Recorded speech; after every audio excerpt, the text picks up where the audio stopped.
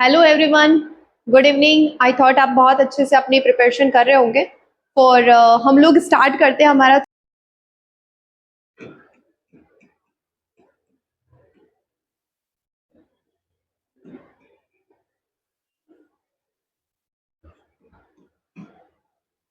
यहाँ से अपना नया टॉपिक स्टार्ट होता है, history of cell.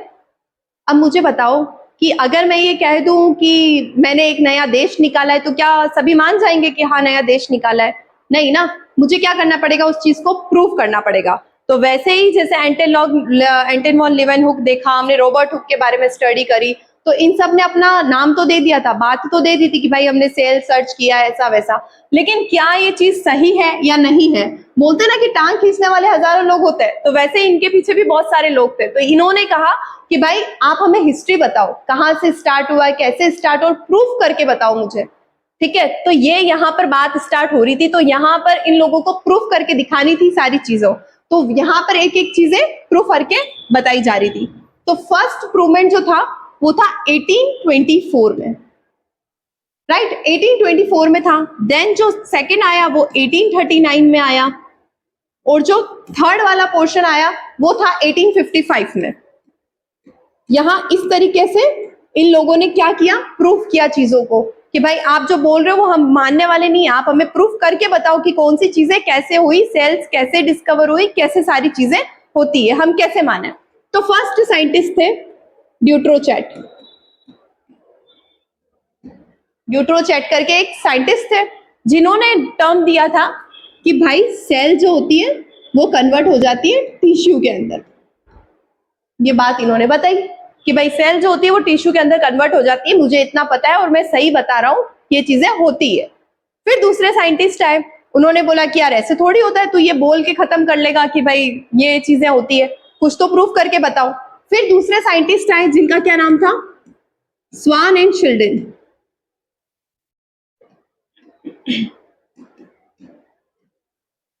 Swan and शिल्डन करके हमारे दूसरे साइंटिस्ट आए।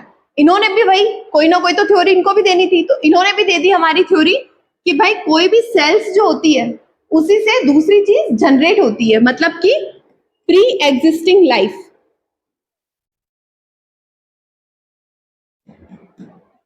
ऐसा नहीं होता कि तुमने बोल दिया कि ना भाई, पहले ऐसा मतलब अवधारणा थी लोगों की कि मतलब भगवान थे, भगवान ने अपना पसीना ऐसे जमीन पर फेंका और जैसे ही फेंका एक इंसान पैदा हो गया। तो वहां पर उस टाइम पे ऐसे बहुत सारे रूमर्स चलते रहते थे, तो उसको प्रूव करने के लिए साइंटिस्ट ने ये बोला कि ऐसा कुछ भी नहीं होता है, कोई ना कोई पहले ना पहले एक सेल होगी और उसी के बाद में वो सेल मल्टीप्लाई होगी, डिवाइड होगी और उसी के बाद में नया सेल बना होगा। मतलब हम लोग जो पैदा हुए हैं वो कहीं ना कहीं किसी ना किसी सेल की वजह से हुए हैं। ऐसा नहीं होता कि किसी ने पसीना फेंका या फिर किसी ने दो एसिड मिला दिए तो इंसान पैदा हो गए, ऐसा कुछ भी नहीं होता है। तो इन सब चीजों को प्रूव करने के लिए ये साइंटिस्ट अपना वर्क कर रहे थे।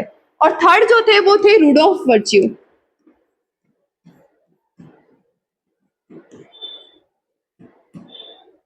अब इनको भी सेम चीज था, इनको भी कोई ना कोई तो चीज क्या करनी थी, कुछ ना कुछ तो प्रूव करना था ना, ऐसे बोलने से तो काम चलेगा नहीं।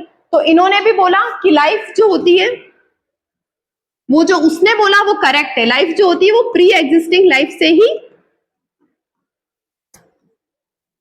से ही पॉसिबल है, बिना किसी चीज से पॉसिबल नहीं है। हमें प्री एग्जिस्टिंग लाइफ होना जरूरी है, कोई सेल होगी तभी दूसरी सेल होगी, और वो जो उसने बोला है वो बिल्कुल सही बोला है, गलत नहीं बोला है। ये सारी चीजें उसने बोली।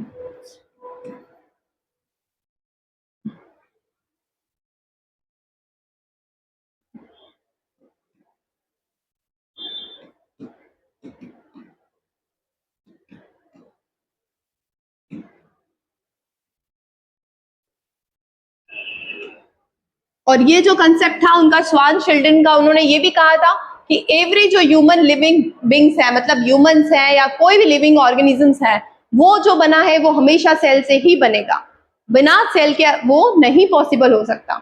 ये सारी चीजें चली। तो अब केसेस तो चल रहे थे, बातें भी चल रही थी, तो उन्होंने बोला कि यार ये सारी चीजें सिर्फ ये बोल रहे हैं, बोलने से तो काम चलेगा नहीं, हमें प्रूफ करके बताओ। तो उन्होंने क्या करा, एक साइंटिस्ट था जिन्होंने ये सारी चीजें प्रूफ करके बताई। उन्होंने कहा कि रुको, अगर तुम्हें इतना डाउट है तो मैं ये चीजें तुम्हें प्रूव करके बताता हूं कि लाइफ क्या होती है, प्री एग्जिस्टिंग ही होती है। तो उन्होंने एक एक काम किया, उन्होंने बोला कि सबसे पहले इन साइंटिस्ट का जो नाम था वो क्या था, लुइस पास्चर। अब लुइस पास्चर का काम था ये प्रूव करने का। तो लुइस पास्चर ने क्या कहा, एक स्वान नेक लिया उन्होंने, स्वान नेक का एक फ्लास्क लिया, ठीक है। और क्या लिया उन्होंने, एक मीट का टुकड़ा लिया और मीट को पानी के अंदर डिसॉल्व कर दिया, अच्छी तरीके से पानी में घोल दिया उसको। तो ये घोलने के बाद में जो लिक्विड बचता है उसने क्या किया, ये जो फ्लास्क था उनका, ये उनका फ्लास्क था और ये उसकी नेक थी, इसे बोलते हैं स्वान नेक। तो यहां पर उन्होंने क्या करा, उस चीज को भर दिया पूरा, वो जो पानी था उसमें भर दिया, और इन्होंने यहाँ पर बॉईल भी कर दिया इसको। यहाँ पर इन्होंने क्या किया, इसको हीट प्रोवाइड कर दी। हीट प्रोवाइड करने के बाद में वो अच्छे से घुल गया, मर गया, मतलब इसके अंदर के जितने भी बैक्टीरिया थे वो सारे मर गए। फिर इन्होंने क्या किया, 2 दिन का वेट किया, कोई रिएक्शन नहीं हुआ। 5 डेज का वेट किया उन्होंने, तो उन्होंने क्या देखा, सेम चीज, कुछ भी नहीं हो रहा है।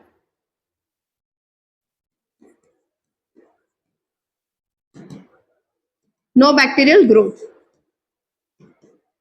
सेम यही चीज था, स्वान नेक था, हीट कर दिया। मतलब हीट इसलिए किया क्योंकि ये प्रूव करना चाह रहे थे कि हमने पहले से क्या कर रखा है, इसमें सारे बैक्टीरिया को किल कर दिया है। अब आप कह रहे हो कि कुछ ना कुछ होगा, तो यहां पर मैंने क्या कर दिया, ये पैक है, क्या है ये, क्लोज है, और यहां पर भी ये क्या है, क्लोज है। तो जब इन्होंने देखा कि 5 दिन बाद में भी कोई डेवलपमेंट नहीं हो रहा है, मतलब कोई चीजें इसमें बैक्टीरिया वगैरह की ग्रोथ नहीं हो रही है, फिर उन्होंने क्या किया नेक्स्ट, कि भाई यहां तो नहीं हो रहा है, तो नेक्स्ट उन्होंने ये चीज प्रूव करने के लिए हमें वापस बताई कि अब मैं करूंगा, ये जो मेरा फ्लास्क था सेम चीज, बस ये मेरा जो ये वाला फ्लास्क था उसको मैंने क्या कर दिया, यहां से काट दिया है, तोड़ दिया है, और सेम चीज इसमें मैंने फिल कर रखी है, वही मीट वाली चीज इसने फिल कर रखी है लिक्विड। लेकिन जब 2 डेज बाद में अगर ये चीज सेम देखेगा इसको, तो इससे क्या नजर आ रहा है, आफ्टर 2 डेज या 3 डेज के बाद में ये जो फ्लास्क टूटा हुआ था और यहाँ पर बहुत सारे बैक्टीरिया उसको नजर आ रहे थे।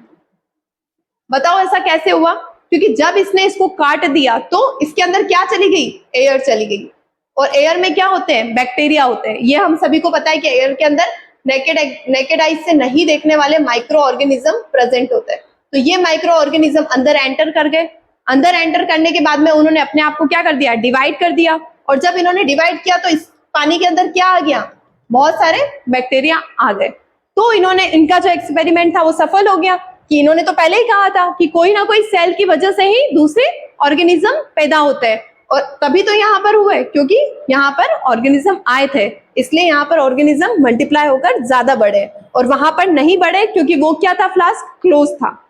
ठीक है, तो ये वाला एक्सपेरिमेंट क्लोज करने के बाद में, समझाने के बाद में लोगों को ट्रस्ट होने लग गया कि यार बात जो है वो तो बिल्कुल सही है।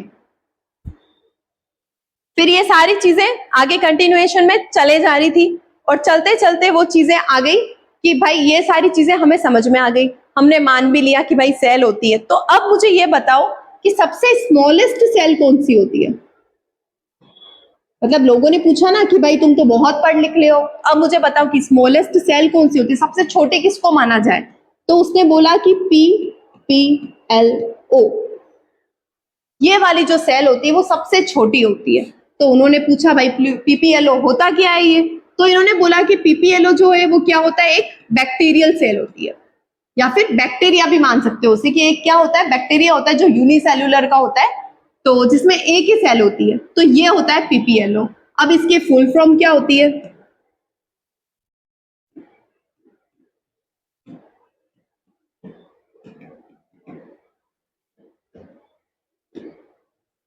तो ये इसका PPLO का था। फिर इन्होंने बोला कि यार एक ये भी तो बता दो साथ साथ में इसकी साइज क्या होती है। तो इसने बोला कि 1 माइक्रोमीटर, 1 माइक्रोमीटर जैसी इसकी साइज होती है, मतलब इतना स्मॉल होता है, इससे ज्यादा स्मॉल कुछ नहीं हो सकता। ठीक है, तो इन्होंने बोला कि ठीक है भाई समझ गए हम। अब इन्होंने बोला इसका सेकंड नाम क्या बोल सकते हैं, तो इसको इन्होंने बोला कि आप इसे क्या बोल सकते हो, माइक्रोप्लाज्मा भी बोल सकते हो। माइक्रोप्लाज्मा भी हम इसे बोल सकते हैं, क्योंकि वो इतना ज्यादा छोटा है, इतना ज्यादा छोटा है और इतनी छोटी उसकी पतली सी सेल है कि हम इसे क्या बोल सकते हैं, माइक्रोप्लाज्मा बोल सकते हैं। ठीक है, सब लोगों ने मान लिया कि भाई स्मॉलेस्ट तो पता चल गया। अब हमें आप एक काम करो, हमें सेकंड लार्जेस्ट भी बता दो कि सबसे लार्जेस्ट सेल कौन सी है। तो इन्होंने बोला कि सबसे लार्जेस्ट सेल जो है वो ऑस्ट्रिच का अंडा होता है, ऑस्ट्रिच एग सेल। ऑस्ट्रिच के अंडे की जो सेल होती है वो सबसे बड़ी सेल होती है, उससे बड़ी सेल कोई नहीं हो सकती, ये इन्होंने हमें बताया। तो उन्होंने बोला कि चलो ठीक है यार, ये सारी चीजें तो हमें समझ में आ गई, ये बड़ी सेल होती है, ये छोटी सेल होती है, सारी चीजें उन्होंने देख ली। पर उन्होंने वही वाला क्वेश्चन फिर वापस पुट अप किया कि वो 1 माइक्रोमीटर होती है तो ये कितनी बड़ी होती है। तो उन्होंने बोला 130 से लेके 150 तक, 130 से लेके 150 माइक्रोमीटर तक इसकी लेंथ हो सकती है। ये हो गया माइक्रोमीटर। यहां तक सारी चीजें समझ में आ गई सेल के बारे में कि ठीक है चलो यार, अब तो सेल मानना पड़ेगा हमें। पढ़ ली हमने स्मॉल स्मॉल, फिर सबसे लार्जेस्ट वाली सेल, ये सारी चीजें कंप्लीट हो जाती है।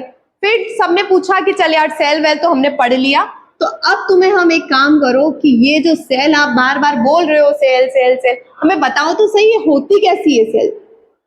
तो हम देखेंगे कि इस टाइप की कोई सेल होती है। ये एक जनरल स्ट्रक्चर है सेल का, कोई एक ब्रीफिंग नहीं बता रही हूँ, सिर्फ नॉर्मल स्ट्रक्चर है। तो सबसे पहले जो होती है वो इसके अंदर क्या होती है, सेल वॉल होती है। ठीक है, फिर उसके बाद में जो आती है वो क्या आती है, सेल मेम्ब्रेन आती है। फिर उसके बाद जो अंदर होता है, सबसे अंदर स्मॉलेस्ट, उसको हम क्या बोलते हैं, न्यूक्लियस बोलते हैं।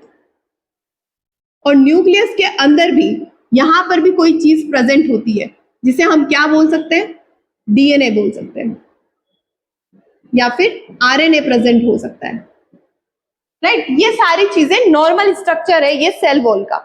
इस टाइप का सेल होता है तो ये चीजें सेल में प्रेजेंट होती है।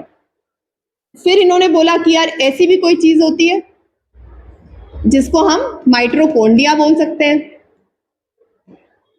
ये सारे जो टर्म्स है, टर्मिनोलॉजी है, इसके बारे में हम एक एक करके पढ़ेंगे तो धीरे धीरे सारी चीजें समझ में आ जाएगी। लेकिन एक बार मैं सेल का स्ट्रक्चर आप लोगों को बता दूं ताकि आप लोग कंफ्यूज ना हो, ये ना पूछो कि बार बार सेल होता क्या है, होता क्या है। ये सेल होती है, ये सेल की पूरी शक्ल है, अच्छे से देख लो। फिर ये जो होता है इसे हम क्या बोलते हैं, राइबोसोम।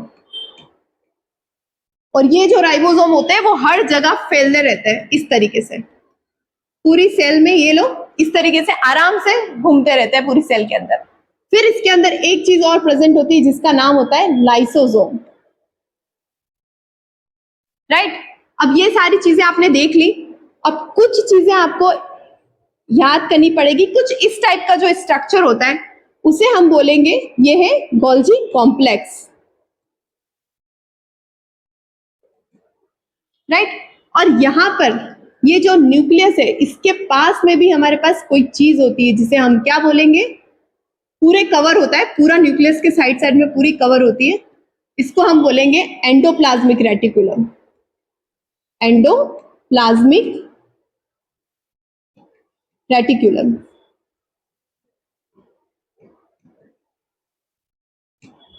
ये था हमारा एंडोप्लाज्मिक रेटिकुलम, जिसको शॉर्ट फॉर्म में अपन ER भी बोल सकते हैं।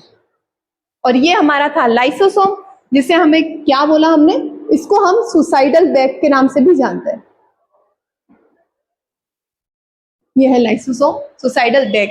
और सेल वॉल है, और हमने बोला कि फर्स्ट लेयर होती है ये, तो आउटर मोस्ट लेयर बोल सकते हैं इसे हम। और आउटर मोस्ट, कोई भी चीज आउटर मोस्ट होती है तो वो क्या काम करती है, प्रोटेक्शन का काम करती है। डोंट वरी, ब्रीफ में हम पढ़ेंगे इसको अच्छे से। बट ये इसकी सेल की शक्ल है, तो ये ऐसी दिखती है। ये चीजें हमारे अंदर कंफर्म हो गई, ये चीजें हमें समझ में आ गई अच्छे से। फिर हम सेल की ब्रीफिंग पे जाएंगे थोड़ा सा कि भाई सेल क्या होता है। रॉबर्ट हुक के बारे में तो हमने सुन ही लिया था, रॉबर्ट हुक ने इसे नाम कॉइन किया था सेल।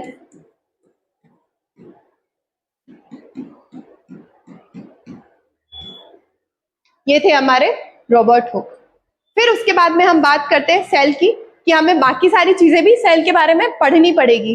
तो सेल के बारे में भी पढ़ने से पहले हम सेल के इंफॉर्मेशन को भी जानना चाहेंगे कि सेल ठीक है, ये सेल हो गई, सेल का स्ट्रक्चर भी हमें समझ में आ गया, रॉबर्ट हुक ने सबसे पहले दिया था, हमें ये भी समझ में आ गया। पर अब जो सेल है बेसिक फंडामेंटल यूनिट है, वो भी हमें समझ में आ गया था कि हमने पहले ही बता दिया था कि basic fundamental unit of life होता है। अब हम बोल रहे हैं कि सेल के टाइप्स कितने होते हैं, कोई तो टाइप होंगे सेल के। तो नॉर्मली जो टाइप होते हैं वो होता है, एक प्लांट सेल होती है और एक होता है एनिमल सेल। नॉर्मल सी बात है, लिविंग ऑर्गेनिज्म में प्रेजेंट होती है, ऐसा हमने बोला कि जो भी जीव जंतु जिंदा है उसके अंदर सेल प्रेजेंट होगी ही होगी। तो जिंदा क्या चीजें दो, या तो प्लांट या फिर एनिमल, ये दो चीजें होती है। तो दोनों के अंदर सेल प्रेजेंट होती है। अब दोनों की जो सेल प्रेजेंट होती है उसके स्ट्रक्चर अलग अलग होते हैं, क्योंकि प्लांट के अंदर एक अलग चीज होती है, एनिमल के अंदर अलग चीज होती है। मेजर डिफरेंसेस मैं बता देती हूँ। प्लांट के अंदर जो होता है वो सेल वॉल होती है, लेकिन हम लोगों में मतलब एनिमल्स में क्या होती है, सेल वॉल एब्सेंट होती है, नहीं होती है सेल वॉल। अब क्वेश्चन मन में आ रहा है, यार ऐसा क्यों, आपने तो बोला था कि सेल के अंदर सेल वॉल होती है सबसे पहले, और अब आप बोल रहे हो कि सेल वॉल नहीं होती है।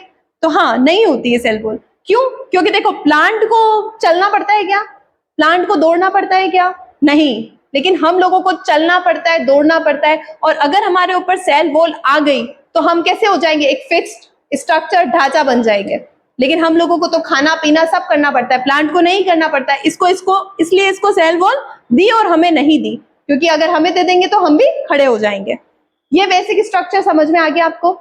ये डिफरेंस होता है प्लांट सेल और एनिमल सेल में। इसके अलावा और भी बहुत सारे डिफरेंसेस हैं, वो हम फर्दर बाद में पढ़ेंगे। अब ये हमें ये चीजें समझ में आ गई जो हमने इसके बारे में पढ़ी कि भाई प्लांट सेल, एनिमल सेल, ये सब हमें समझ में आ गया।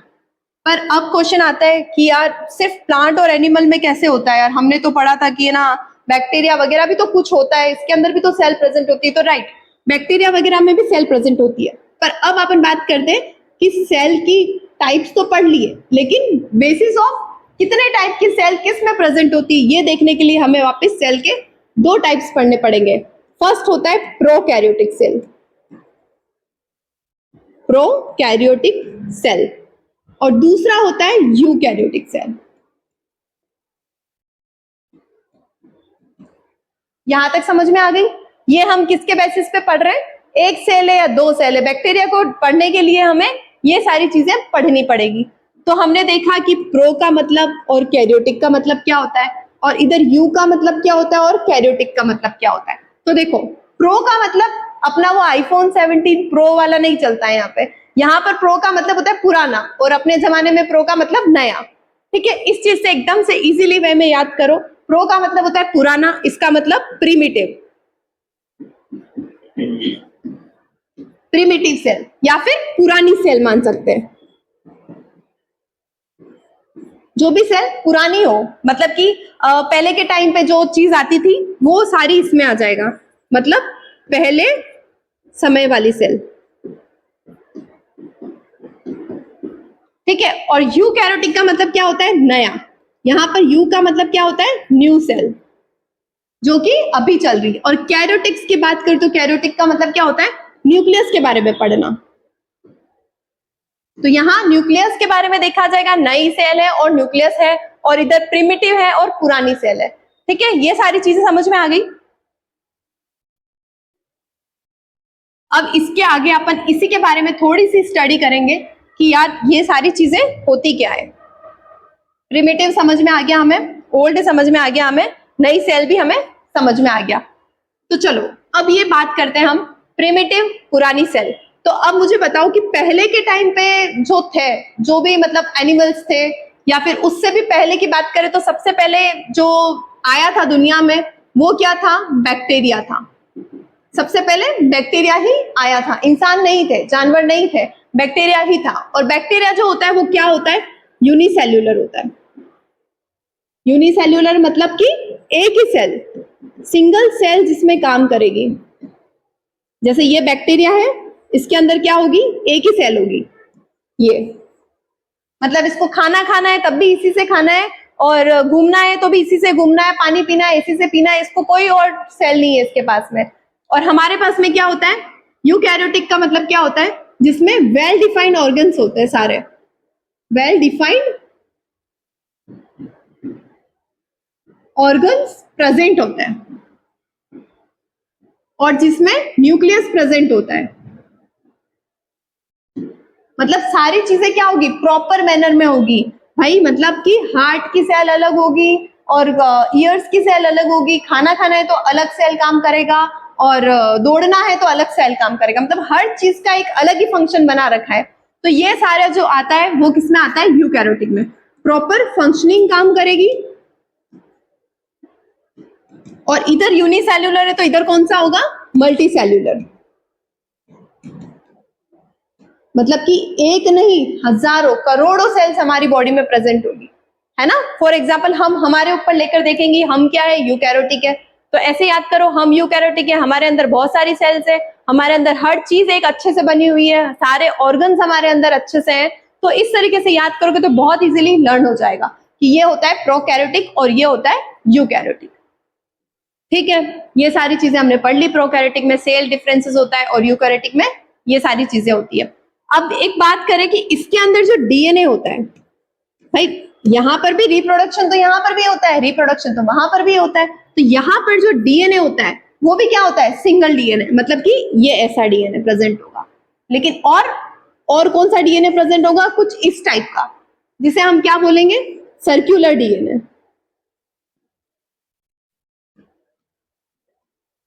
सर्कुलर डीएनए इसके अंदर प्रेजेंट होगा। और सर्कुलर डीएनए के साथ साथ में अगर प्लांट की बात करेंगे तो इसमें प्लाज्मिड, बैक्टीरिया की बात करेंगे तो इसमें प्लाज्मिड भी प्रेजेंट होगा किसी किसी चीज में। और बाकी जो होगा वो सिंगल स्ट्रक्चर प्रेजेंट होगा। लेकिन यही चीज हमारे अंदर देख ले तो हमारा डीएनए हमने बचपन से पढ़ा है वो इस टाइप का होता है। इस टाइप का डीएनए हमने पढ़ा है। तो हमारा डीएनए कैसा हो गया, देखो एक थ्रेड और एक थ्रेड, मतलब डबल स्ट्रैंडेड डीएनए। तो हमारा स्टैंडर्ड डबल स्टैंडर्ड डीएनए हमारे अंदर प्रेजेंट होता है। यहां तक बात समझ में आ गई। यहां तक हमारा डबल स्टैंडर्ड होता है, इसके अंदर सिंगल स्टैंडर्ड होता है। ये सारी चीजें हमारी कंफर्म हो गई और आगे का जो भी है वो हम नेक्स्ट क्लास में देखेंगे। Okay, thank you.